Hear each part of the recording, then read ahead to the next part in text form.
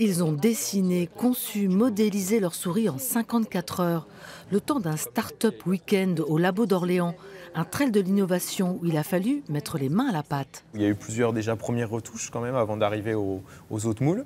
Et donc voilà, on a adapté avec le petit rebord qui a été mis pour le doigt, où vraiment ça a été sculpté par rapport à la forme de la main, pour avoir les boutons avec les clics ici, surtout la petite épaisseur à ce niveau-là qui permet de prévenir le syndrome carpien en surélevant finalement, en mettant le poignet plus haut que le bout des doigts. C'était vraiment ça l'idée. Cette souris peut aussi s'incliner, c'est-à-dire qu'ici, juste en dessous, donc ce n'est pas prototypé par l'imprimante 3D, mais vous pouvez tout à fait mettre cette souris à la verticale. Parce qu'il faut savoir que les personnes qui souffrent justement du syndrome carpien ont besoin d'avoir le poignet légèrement incliné, voilà, pour être soulagé et pour ne plus avoir ces douleurs. Limiter les troubles musculo-squelettiques, c'est tout le propos de cette future souris.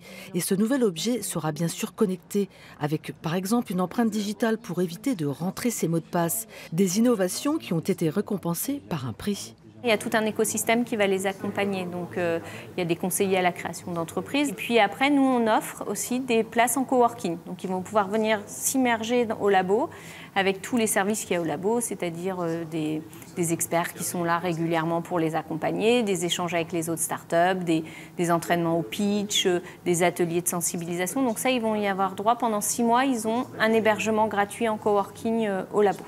Il y aura encore une rencontre organisée avec un fonds d'investissement.